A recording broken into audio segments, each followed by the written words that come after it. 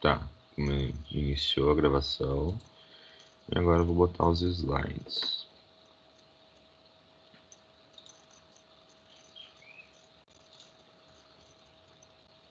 Tá. Então tá. Vamos começar então o nosso assunto de hoje, né? Enzimas. Nós estamos numa área, né, de proteínas, falando sobre proteínas, e nós vamos começar a falar de um tipo de proteína agora, né, que é bastante essencial para tudo que existe, para tudo que a gente conhece, né, que são as enzimas. É difícil a gente, não é difícil, mas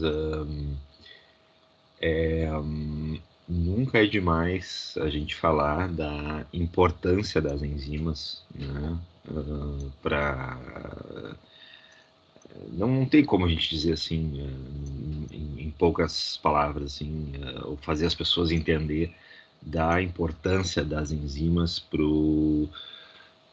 para a vida, né? E para tudo que a gente estuda também, né? Então, assim, vocês, ao longo do curso de vocês, tudo que vocês vão ver vai ter alguma enzima envolvida, né? Tudo que vocês vão trabalhar, todo vai ter alguma enzima mediando esse processo. Alguns de vocês vão trabalhar especialmente com uma enzima, né? Ou então vão trabalhar com processos que dependem de enzimas, tá?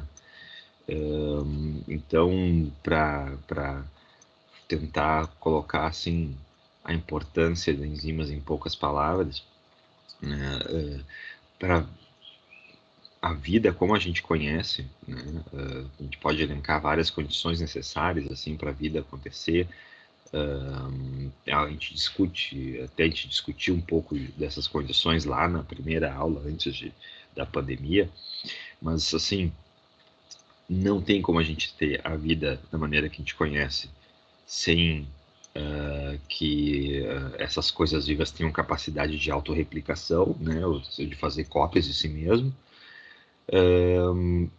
mas também de catalisar, capacidade de controlar reações químicas, de catalisar reações químicas, de fazer reações químicas na hora, no momento que elas quiserem. A catálise em sistemas biológicos, tá? Ela tem uma importância fundamental, tá?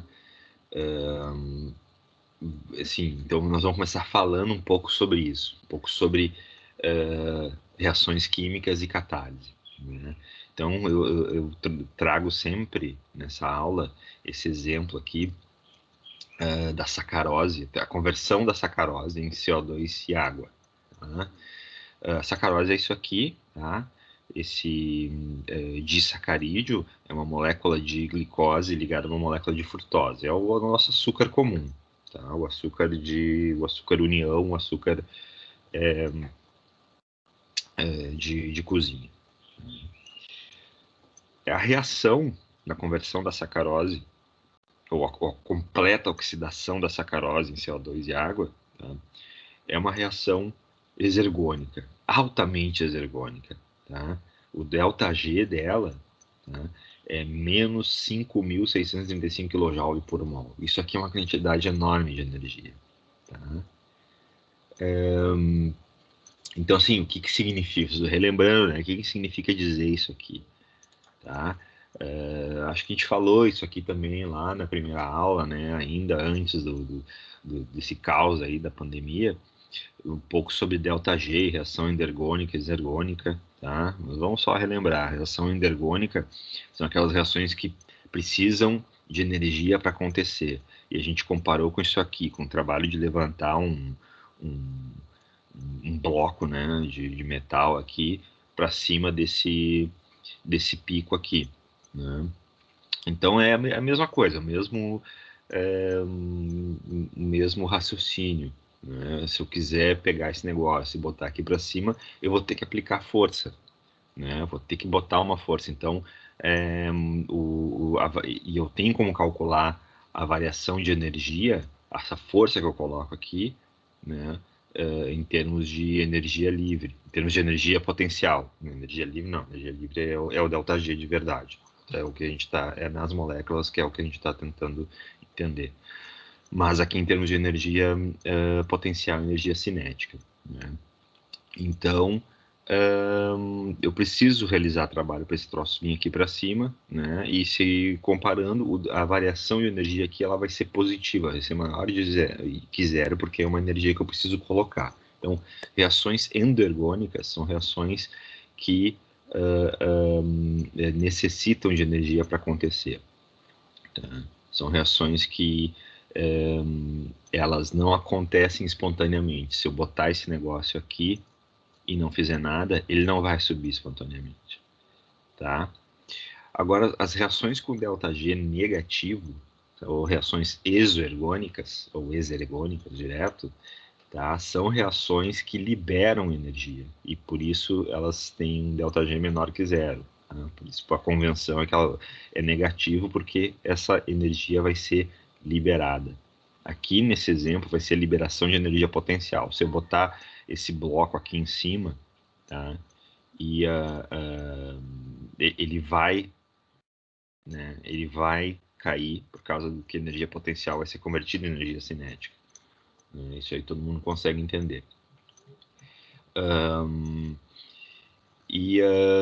Uma das maneiras, inclusive, né, de eu fazer esse negócio subir é eu amarrar um bloco mais pesado, ou seja, que acumula mais energia potencial do que esse aqui, amarrar um no outro, né, e deixar ele cair, e daí isso aqui sobe. Né? Isso aqui é possível da gente fazer, né? E se o ΔG desse processo aqui tem um valor negativo maior do que o valor positivo desse ΔG aqui, eu vou ter uma soma total ainda positiva, e esse negócio vai descer e esse negócio aqui vai subir. Então isso aqui, né, só essa revisãozinha aqui, é por isso que a gente consegue fazer reações endergônicas dentro do nosso organismo, porque a gente usa ATP para isso. O ATP tem um ΔG de menos 30 kJ por mol. Menos 30 kJ por mol em sistemas biológicos é um valor bem razoável. É um valor que consegue garantir que várias reações que tenham ΔG positivo aconteçam.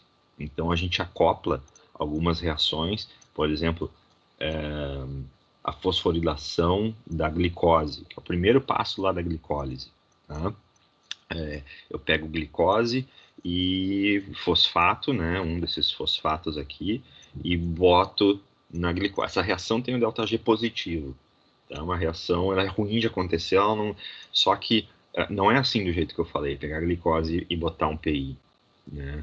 Na realidade, eu uso ATP mais glicose, e tem uma enzima que vai fazer isso e vai aproveitar o ΔG negativo do ATP, né, que é maior do que o ΔG positivo para botar o UPI na glicose, tá? Então, esse valor que a gente vai ver bastante na disciplina, principalmente quando a gente falar de bioenergética, lá de glicólise, ciclo de Krebs, essas coisas, tá? Ele a energia livre de Gibbs, né? A gente vai ver em termos de variação da energia livre de Gibbs, tá? E ele vai nos dizer bastante sobre reações que podem acontecer, que é mais difícil de acontecer, tá? A gente vai conseguir entender bastante de por que uma enzima entra no processo para catalisar uma reação com esse valor aqui. Mas voltando ao nosso exemplo, olha só, ATP, né? A quebra do ATP, que é a moeda energética das células, né, e tudo mais, aquilo que a gente sempre ouve, menos 30 kJ por mol variação de energia livre. E a sacarose, a quebra da sacarose completa em CO2 e água, é uma reação que tem menos 5.635 kJ por mol. Né? Então, é uma reação altamente exergônica, né? E é uma reação que, assim como esse negócio aqui, né, esse processo exergônico, é uma reação que o universo quer que aconteça. Todas as reações exergônicas, elas a gente discutiu isso também lá na primeira aula, talvez muitos de vocês não lembram, né? É uma reação, são reações que estão no drive de entropia do universo, né? Elas aumentam a entropia do universo quando libera energia para o meio. Toda reação que libera energia para o meio, né, ela vai produzir coisas menos organizadas a partir de coisas mais organizadas. Olha só, os átomos aqui da sacarose estão tudo, né, carbono, oxigênio, tudo cada um lugarzinho. E quando eles estão no estado de CO2 e água, eles podem ficar muito mais desorganizados, assumir entropia muito maior, né? Então, é tudo que o universo quer. Uma reação altamente exergônica. Se eu deixar aqui em cima, o negócio vai cair sozinho, tá? E como tem um valor altamente negativo, nossa, que é isso aqui quer muito reagir. Tá?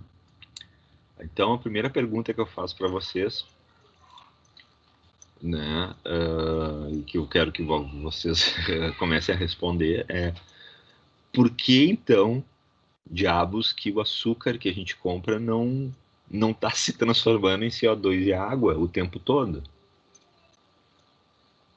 Já que é um ΔG tão negativo. Tá? E aí, estou esperando respostas.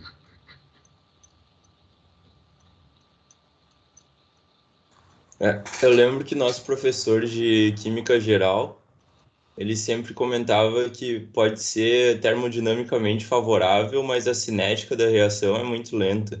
Não sei se é o caso. É, é, nesse caso aí o professor está certo. Mas o que é isso, cinética? A velocidade com que a reação ocorre. Exatamente, né?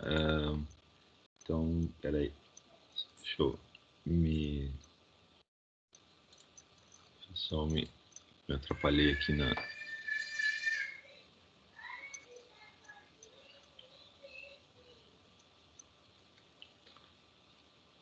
Compartilhamento. Cadê a minha tela? Não, tô compartilhando um negócio nada a ver lá. Peraí. Parei. Não, é exatamente isso aí que o Fernando falou, tá? Acontece, mas é muito lento, né? Não é de uma maneira que a gente vá no supermercado, compre o açúcar, né? E aí ele chega em casa já está todo CO2 e água, não é nessa maneira, né? Então, uma coisa é a termodinâmica da reação, né? Uma coisa são as características energéticas da reação. Outra coisa é a velocidade da reação. São coisas governadas por princípios diferentes, tá? Então vamos dar uma olhada aqui, ó, num diagrama, né, de progresso da reação e de variação de energia da reação, né? Então isso aqui esclarece bastante, tá?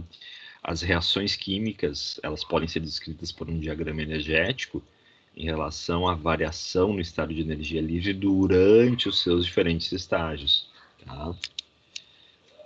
Então, vocês devem estar ouvindo o meu filho surtando, tá? Mas não nem bola, isso aí vai ser assim mesmo. É bem a hora que eles acordam agora. Então, assim, ó, aqui, né, o diagrama da reação, temos dois eixos, né, progresso da reação, então, para cá. Vocês já devem ter visto esse gráfico aqui algumas vezes em ensino médio ou em outras disciplinas, tá? Nós vamos relembrar. E aqui, energia, né, o nível energético da reação. Então, para cá, no início, eu vou ter os reagentes, os substratos, né? E mais para cá, os produtos. Então, numa reação que eu tenho um ΔG negativo, o que isso significa? Significa que os reagentes, né, então antes da reação acontecer, vão estar num nível energético, ou seja, vão ter uma energia livre de Gibbs, né, maior do que no final. Então, essas reações, elas elas querem acontecer, o universo quer que elas aconteçam. Tá? Uma reação com ΔG negativo sempre vai ser isso, ó, o estado energético das coisas, então o estado energético do CO2 e a água, né, o ΔG, a energia que a gente consegue encontrar naquelas ligações covalentes que ainda estão no CO2 e água, são bem menores do que a energia que está aqui na sacarose. Só que, como vocês já viram aqui, né, para a reação acontecer, eu tenho que atingir uma coisa chamada estado de transição, né? Ela é mesmo termodinamicamente favorável, né? A reação não vai acontecer se essa barreira energética aqui, a energia de ativação, se ela não for superada, tá? Então, essa barreira energética aqui que impede o açúcar que a gente compra no supermercado de se transformar em CO2 e água o tempo todo, né? Até ele vai se transformar em CO2 e água vai se transformando em milhares, milhões de anos, né? Talvez milhares, talvez não milhões, não sei, né? Mas assim, é a mesma coisa que vocês pensam. Isso aqui é uma maneira de pensar, de visualizar melhor, né? As reações de combustão, de queima, né? Então, assim, quando queima um pedaço de madeira, né, um pedaço de papel, a celulose, né? A celulose altamente combustível, né? E o que é essa reação de queima? É uma reação de oxidação, né? É uma reação da celulose com o oxigênio do ar, né?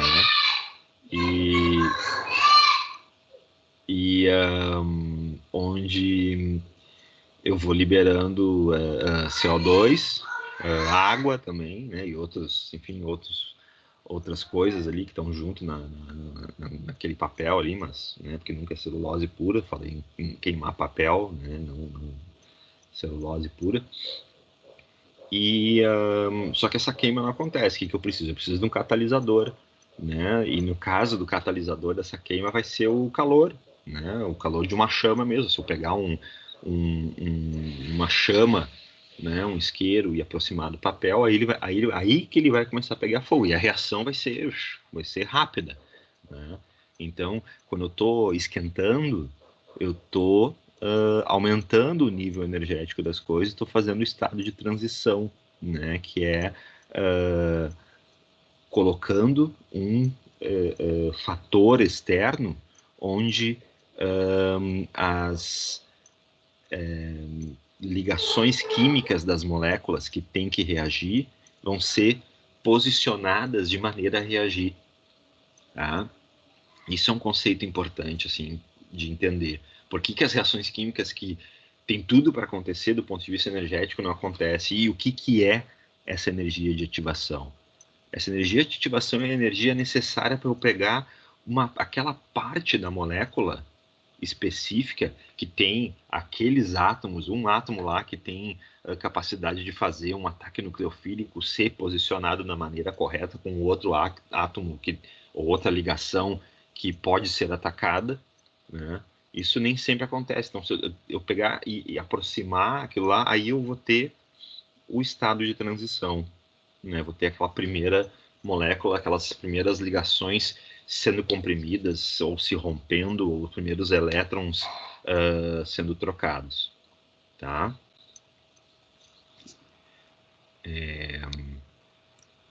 Alguma dúvida até aqui?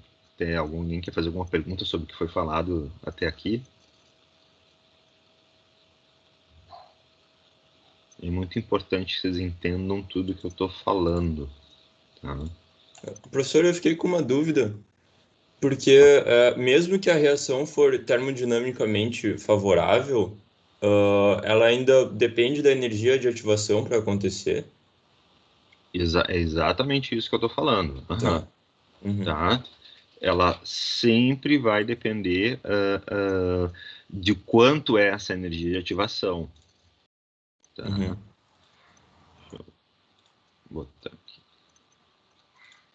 Então, claro, algumas reações não têm uma energia de ativação tão alta, outras, né, tem umas reações com menores, algumas não têm energia de ativação, só que daí tu não vê acontecer. Agora, o que eu quero que vocês entendam é por que existem coisas que, reações que são termodinamicamente favoráveis, né? Tipo essa da sacarose em água e CO2, ela não é termodinamicamente favorável, ela é muito termodinamicamente favorável, né? Ela tem um ΔG extremamente negativo, mais de 5.000 kJ por mol, é um monte, né? Pensando, comparando com ATP, que é menos 30, tá? Então é porque tem uma energia de ativação, isso que é o conceito, tá? Que a gente tem que esse é o conceito importante para a gente entender a importância das enzimas. Então, as enzimas, né, elas vão ser os agentes que vão ser especializados em catalisar reações bioquímicas específicas, né? Elas que dão o poder de catálise aos sistemas biológicos, que é uma coisa muito importante. Aqui também eu sempre trago, e todo semestre eu procuro uma figura melhor, mas eu não encontro, que é uma figura do livro do Marx, né, que ele dá assim, isso aqui é tem duas coisas assim que não dá para entender porque que o cara usa esses exemplos. É um cubo gigantesco de bolas de golfe, né? O cara deve jogar golfe e achou que bolas de golfe é uma coisa do cotidiano. Então, um cubo gigantesco de bolas de golfe que são brancas, né?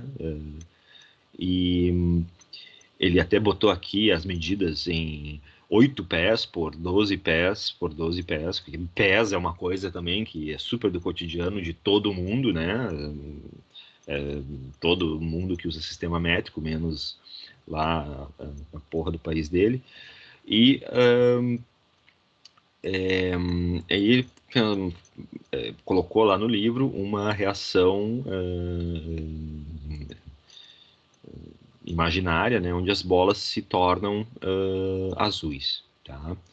Então, uma reação com ΔG negativo e tudo mais. Então, ele coloca assim, após um ano sem enzima, né, tu teria somente este pedacinho aqui do cubo de bolas de golfe, né, que se tornaram azuis. E após um segundo com uma única molécula de enzima, tu teria todo o cubo transformado em bolas de golfe, né? Justamente porque tu vai ter aí um construto molecular. As enzimas são isso, são maquininhas moleculares, né? Uma coisinha feita especialmente para catalisar aquela reação específica, tá? Eu sempre procuro outros exemplos, né, gráficos, mas a gente bota assim, faz uma procura de catálise, não sei o que, e só ver gráficos parecidos com esse aqui, né? Eu gosto dessa imagem do livro do Marx, porque ele tem essa comparação aqui de tempo também. Tá? Então, assim, as enzimas, né, para a gente começar a entender as enzimas, a primeira coisa que a gente fala dela é que elas são proteínas, né?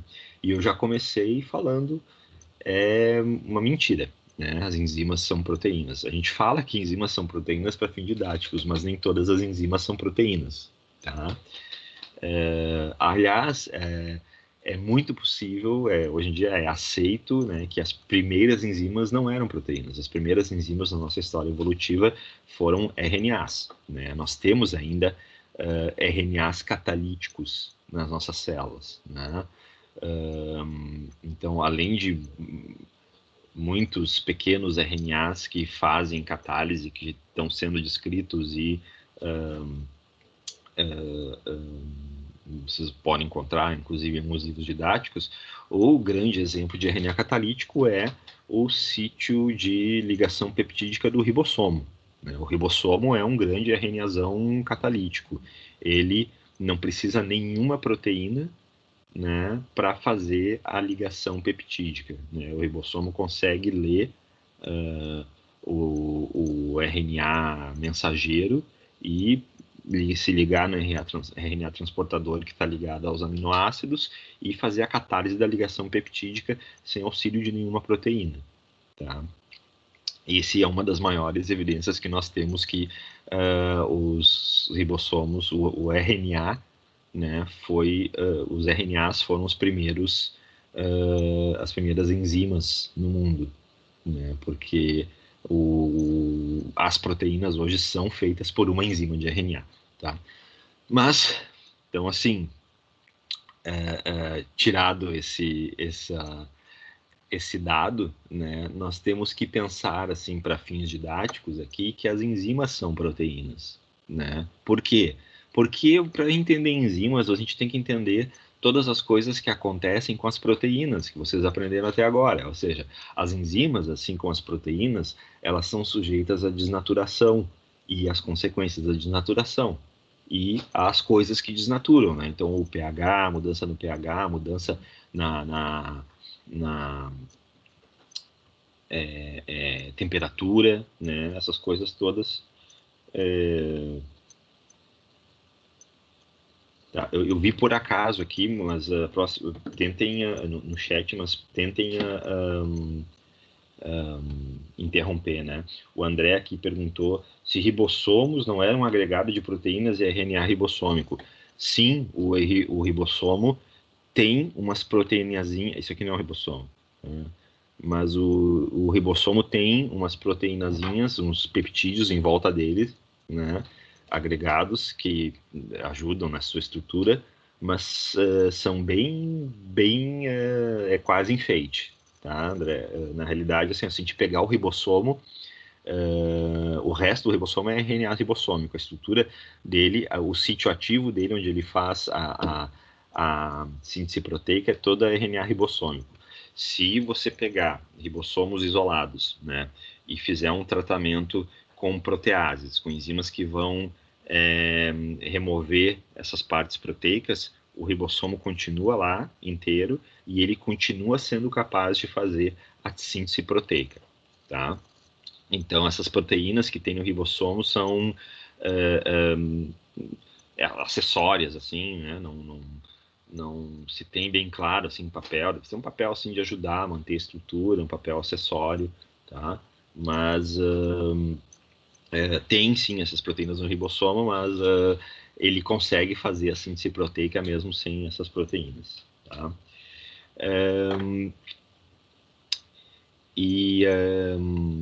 Mas voltando às proteínas, né, elas vão ter, então, como a gente discutiu, a atividade delas e a conformação das enzimas definidas pelas estruturas primária, secundária, terciária e, nos casos que tiver, quaternária, né?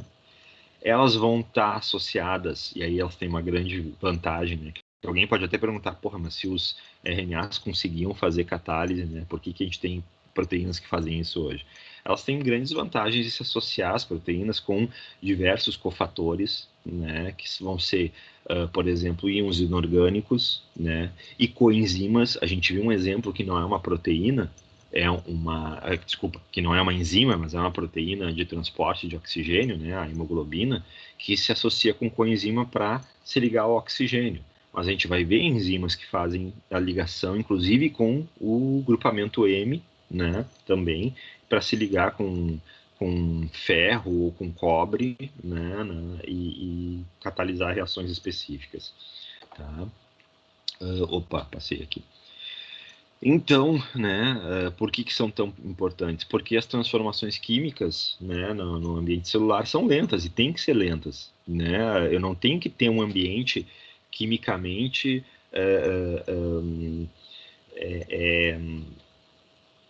quimicamente que favoreça, do ponto de vista química, transformações. Porque o que isso significa? Vai significar grandes variações de temperatura, né, grandes variações de pH, né, que são maneiras de eu fazer, de eu provocar reações químicas. Não, a gente precisa de estabilidade em temperatura fisiológica, pH fisiológica, que isso vai ser necessário para ter organização celular. E aí que é a importância das enzimas. As enzimas vão ser proteínas que vão fazer microambientes específicos lá no sítio ativo delas, onde eu vou ter todos os elementos necessários para a catálise daquela reação específica, né? Eu vou ter cavidades, né? o que a gente chama no jargão técnico domínios, né, de afinidade com ligação, de afinidade de ligação com as moléculas de substrato para aquela reação, né? E justamente essa ligação vai induzir o posicionamento das ligações químicas que tem que reagir, né? Então eu vou ter essa aparência assim de construtos moleculares com um sítio ativo que tem acesso para o exterior, mas acaba se escondendo numa grande parte da proteína para acontecer a reação lá, não ter água, não ter nada em volta, ter só as moléculas que vão participar da reação. Então, vamos entender como é que as enzimas ajudam o sistema a atingir essa energia de ativação, né? De novo, a gente entra aqui na questão das interações fracas, né? Só que aqui é um processo dinâmico o tempo todo. Cada interação fraca que vai sendo realizada durante o reconhecimento da enzima pelo substrato, ou o processo de formação do complexo enzima-substrato, é acompanhado por uma variação de energia livre, né? E por que isso? Cada interação, vamos relembrar o conceito que a gente aprendeu na aula de proteína ligante. Cada interação fraca realizada entre o substrato e a enzima, né, vai induzir uma mudança na enzima, né? Então, eu tendo mudança, tendo movimento molecular, né, eu vou tendo possibilidade de fazer ou romper novas pontes de hidrogênio, interações eletrostáticas, hidrofóbicas, van der Waals, né? E aí eu vou ter uma variação da energia livre de Gibbs. Então, da onde que a enzima tira energia para romper aquela energia de ativação? É o que a gente chama na variação energética, né? Essa variação energética aqui, que é a energia de ligação, a variação de energia livre de Gibbs com B de binding, né? É a principal fonte, vamos dizer assim, de energia utilizada para atingir essa energia de ativação dentro do sítio catalítico, tá? Eu vou colocar umas outras coisas aqui, isso vai ficar mais claro, né? E a partir daqui, eu vou poder possibilitar rearranjo de ligações covalentes, porque eu vou posicionar os grupos reativos. Os átomos da cadeia laterais das enzimas podem se posicionar com átomos de outras cadeias laterais e realizar troca ácido-básica, ou posicionar íon metálico num grupamento mais reativo do substrato, ou partes das coenzimas, né? E aí eu vou ter assim, reações enzimáticas das mais variadas, vou ter quebra de ligações, eu vou ter ligações transitórias formadas entre o substrato e a molécula de enzima, e depois isso é desfeito, vou ter novas ligações sendo formadas, a gente vai ver numa aula um exemplo de reação de enzima, né, de todos os passos de uma reação enzimática, tá? E a gente vai retomar todos esses processos aqui, porque isso tem que ficar bem claro na cabeça de vocês. Vocês vão ser formados em biotecnologia, então, como eu falei, a vida de vocês vão ter alguma enzima envolvida em algo que vocês estão trabalhando. Se não, o foco principal vai ser, for a própria enzima, né? Vocês vão trabalhar com processos que dependem de enzimas e dependem do pH tá certo, dependem de tudo tá certinho para a reação acontecer, tá? Então, por isso a gente vai rever detalhadamente cada uma dessas, a importância desses processos aqui. Então, o papel-chave na indução da reação é esse negócio aqui que a gente chama complementaridade enzima-substrato. Tá? Então, isso a gente vai discutir ainda na aula de hoje. O que é essa complementaridade? Isso aqui é uma coisa muito importante, né? A complementaridade enzima-substrato, os primeiros enzimologistas, né, tentando assim, quando eles viram assim que tinha enzima, as reações, né, específicas trabalham com enzimas específicas, há uma especificidade então dessa proteína para o seu substrato, e essa é uma especificidade espacial, né? Então, na mesma maneira que eu tenho, cada fechadura tem uma chave, né, tem esse modelo chave-fechadura, que é o substrato, ele entra, né, na enzima, e ele faz a chave faz a específica para aquela fechadura, ela é a única chave capaz de fazer aquela fechadura rodar, né? Eu posso ter uma chave parecida que até entra na fechadura, mas se ela não for exata, não ter o encaixe certo, ela não vai fazer aquilo funcionar, né? Então, isso aqui é uma maneira de entender, pensar como é que é essa complementaridade, uma complementaridade espacial de encaixe, né, entre o sítio ativo e o substrato, que é altamente específica, tá? Então, esse modelo é um modelo imaginado para explicar essa complementaridade espacial, tá? Que muitas enzimas evoluíram, né, evoluíram uma parte estrutural, né, uma cavidade, um domínio com uma complementaridade estrutural bem específica para não entrar nada parecido, né? Às vezes isso não é bem assim, às vezes entra coisas parecidas, e algumas enzimas trabalham inclusive com famílias de substratos parecidos, mas tá,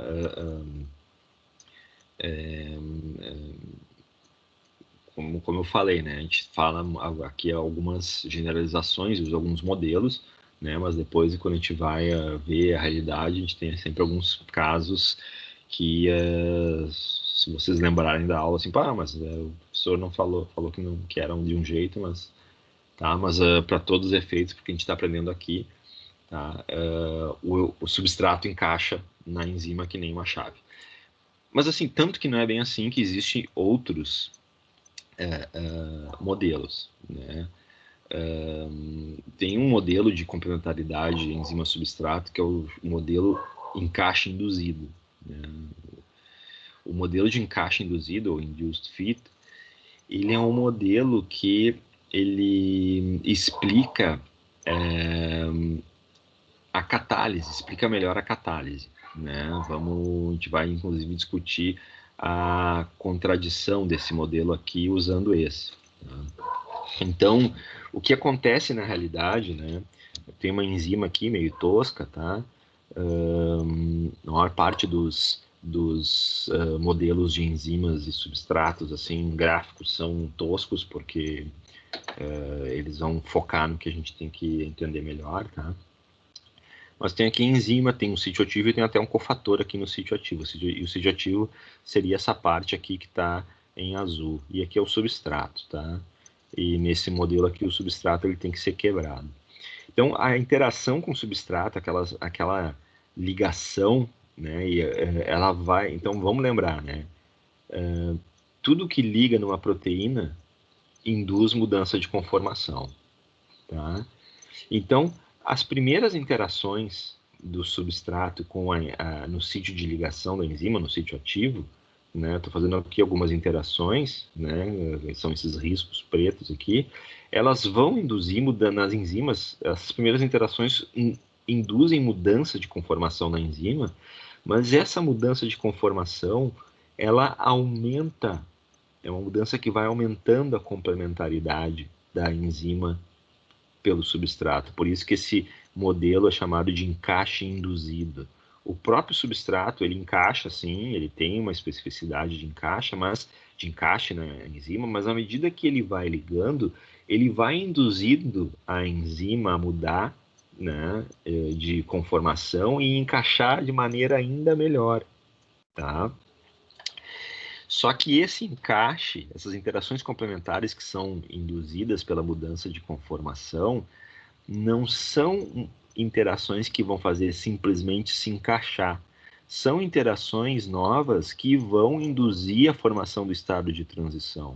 Então, esse desenho aqui é meio tosco, mas ele é muito bom porque ele mostra que é o substrato numa forma, o substrato na mesma forma, mas à medida que as ligações do substrato, né, vão aumentando com a enzima já vai induzindo uma torção no substrato, né, e interações novas que são o estado de transição.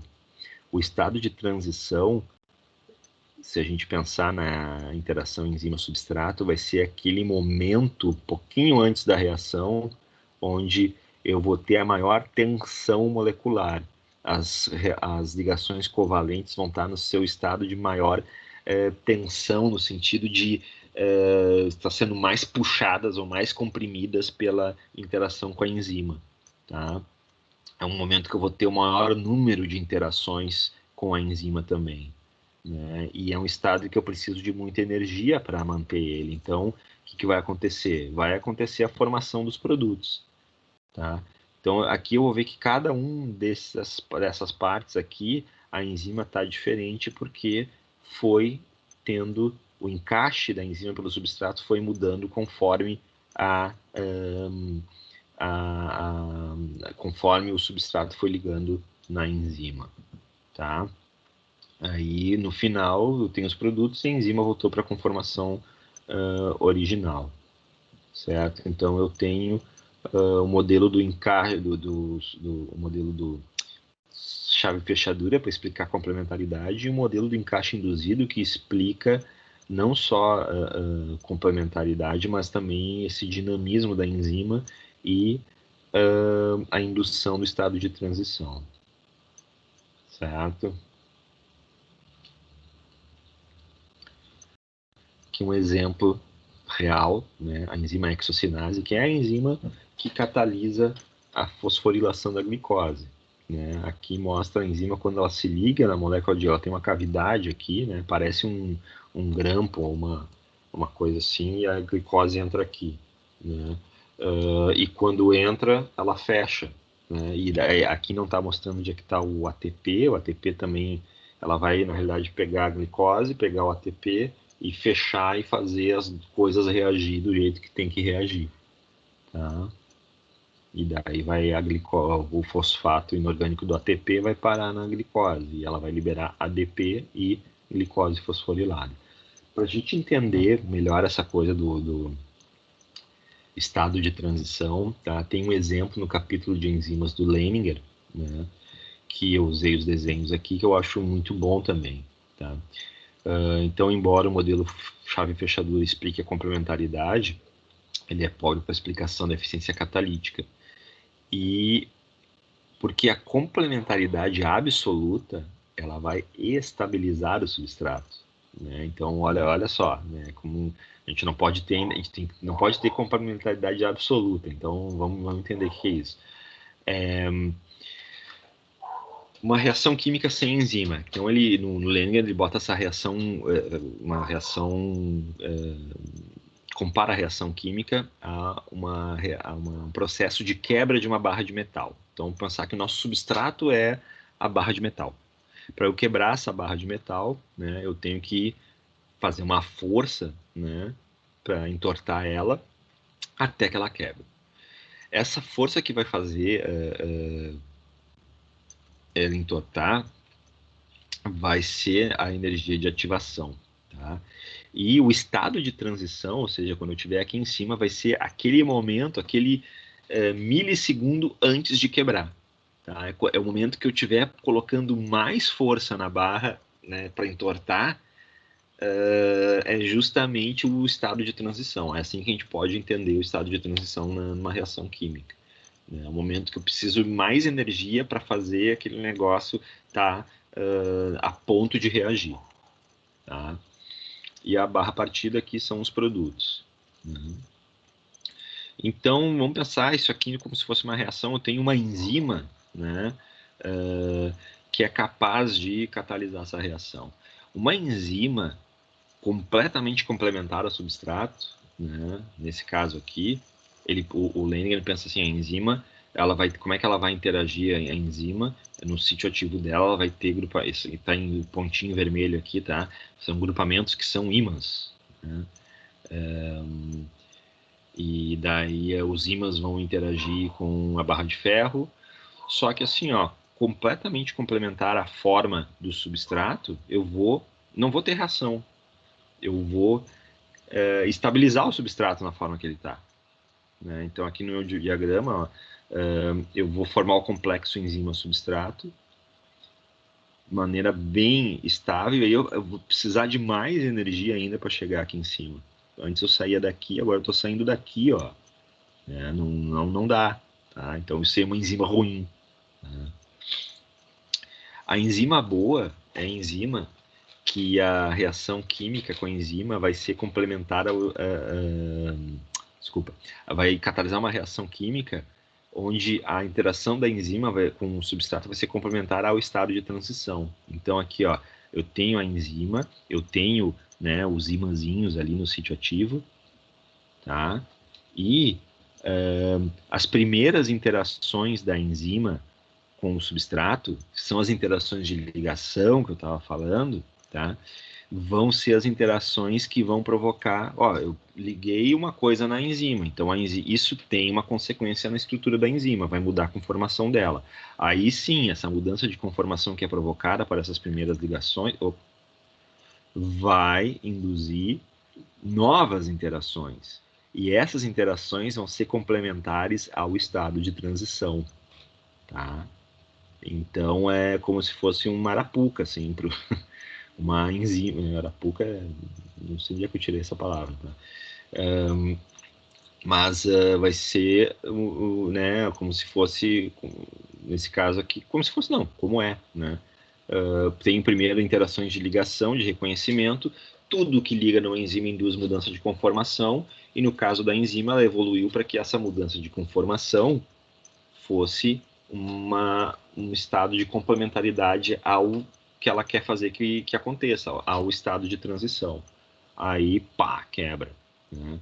Então, nesse caso aqui, o diagrama energético, ó, primeiro tem um pouco de energia para a formação, né, quando começa uma energia necessária para a enzima reconhecer o substrato, aí forma o complexo enzima-substrato, e aí vai mudar a enzima, e daí consigo atingir a energia, né, e aí a reação acontece. Então, o nível máximo de interações entre a enzima e o substrato vai sempre ocorrer após as primeiras ligações, né, quando forma o estado de transição. E nessa primeira ligação do substrato com o sítio ativo, apenas uma fração das interações possíveis é realizada e que a gente chama de interações de ligação.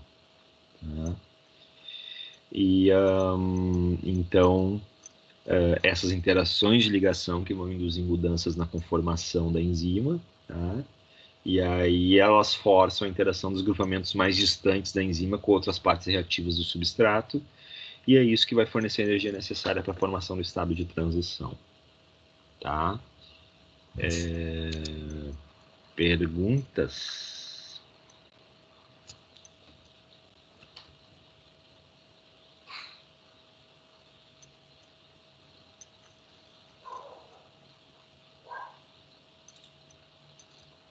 Dúvidas?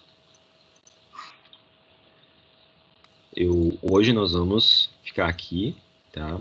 Só um aviso assim, eu tô botando uns vídeos também, eu botei um só na realidade, uma TED Talk no Teams. Eu vou continuar botando uns vídeos no Teams, mas eles vão ser vídeos complementares, tá? Vídeos assim, para complementar o assunto. Os vídeos das atividades assíncronas, por enquanto eu vou continuar o mesmo esquema do Moodle, tá? Pra gente não mudar nada, não atrapalhar nada, tá? Deixa eu fazer uma coisa aqui.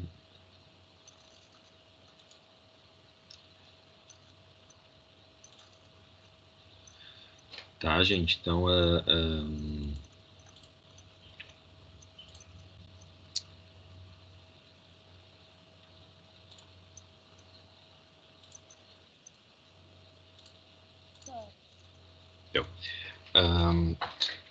então, por enquanto, por hoje vai ser isso de enzimas. A gente vai ter mais aulas de enzimas, falando de mais aspectos, obviamente, tá? Vou botar uns vídeos segunda-feira de enzimas, né, que vai ser para atividade assíncrona. Eu tenho duas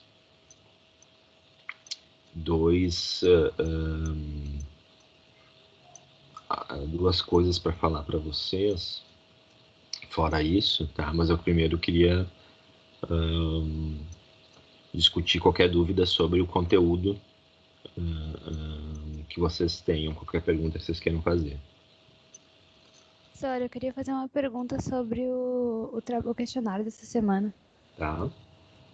Eu queria saber, porque no vídeo dos Prions ele fala que eles não têm nenhuma causa genética ou de polimorfismo. Aí eu queria saber, mas eles não falam nada de Alzheimer e Parkinson. Aí eu queria saber se eles não têm também ou se eles têm. Tá. Assim, ó, quando ele fala que não tem nenhuma causa genética ou de polimorfismo, é de genética, seria assim, ó, ele está se referindo especificamente, tá, a, a proteína prion ou a proteína a proteína prion, tá, e não a outras coisas. No caso de Alzheimer e de Parkinson,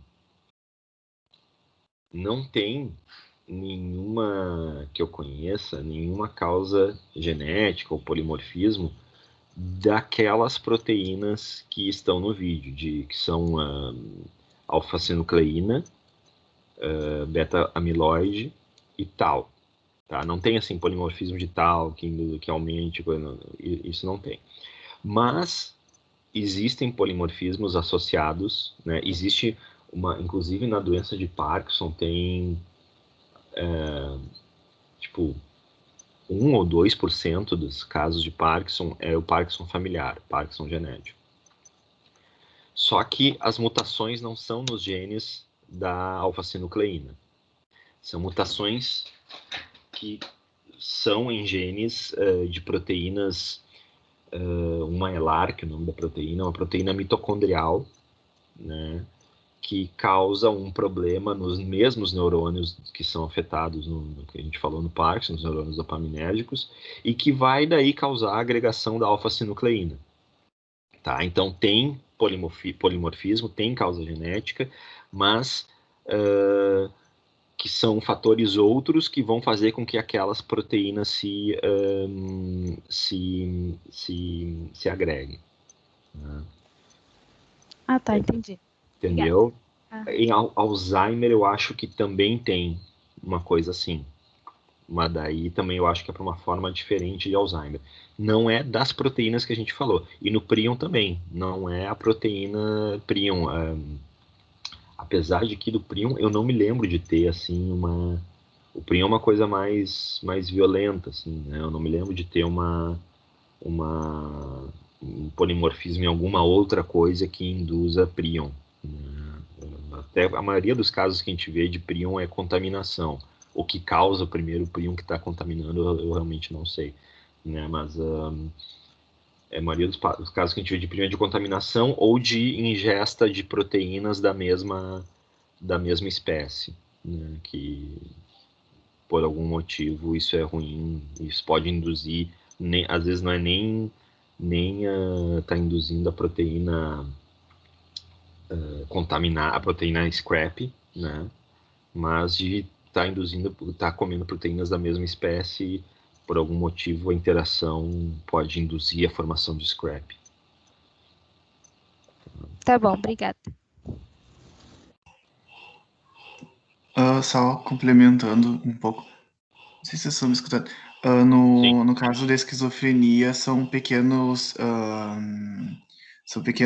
polimorfismos em todo o genoma, que somados esses pequenos polimorfismos estão associados à esquizofrenia. A esquizofrenia é um dos maiores hits assim de estudos de todo o genoma, desses pequenos polimorfismos, que basicamente estão, a maioria deles estão em áreas regulatórias, então assim, não especificamente muda tal proteína, sabe? Mas se for ver todo o genoma, eles conseguem, tem estudos mostrando que a esquizofrenia está bem ligada a isso, a esses pequenos polimorfismos em todo o genoma. E eu tenho outras doenças psiquiátricas também que se estudam isso, mas os maiores achados que se tem em relação a isso é a esquizofrenia. Mas não que mude uma proteína em si, assim, tipo, ainda estão estudando. Está ligado a algumas proteínas, né? Mas não muda a conformação, enfim. Não, é isso aí. Essas doenças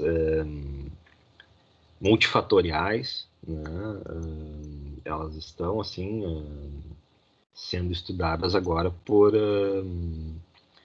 esses métodos, né, que estudam várias coisas ao mesmo tempo, vários fatores ao mesmo tempo, né? Então, sim, doenças psiquiátricas são um bom exemplo disso, né?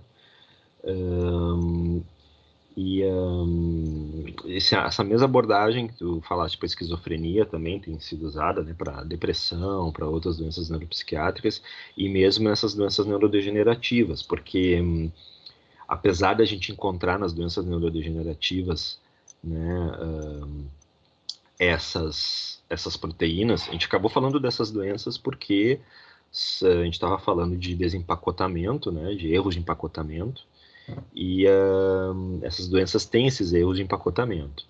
Mas é uma coisa curiosa, assim, né? Porque daí a gente acaba reduzindo a causa da doença a esses erros de empacotamento. Mas se fosse tão simples assim, talvez a gente já tivesse encontrado alternativas, né, de tratamento mais viáveis. E realmente não é uma coisa... A gente encontra...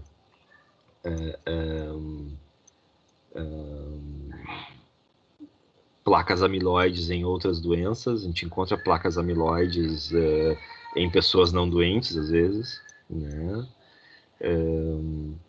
Então, essas maneiras de estudar essas doenças, né, procurando diversos polimorfismos e associando, fazendo uma associação ampla, né, fazendo um DWAS, são as talvez mais indicadas, né, para essas doenças complexas.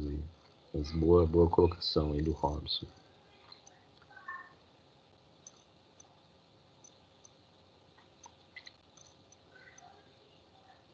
Alguma outra coisa a falar sobre isso aí, ou sobre as enzimas, ou sobre as perguntas?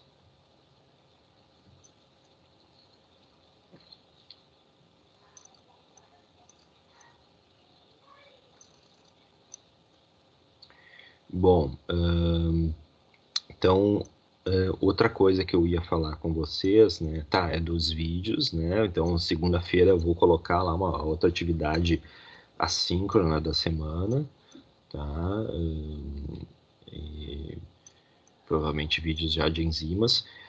Eu vou colocar também aqui no Teams daí, eu tô gravando isso aqui, não precisa gravar isso aqui, senão vai ficar enorme. Eu vou colocar no Teams, parei a gravação.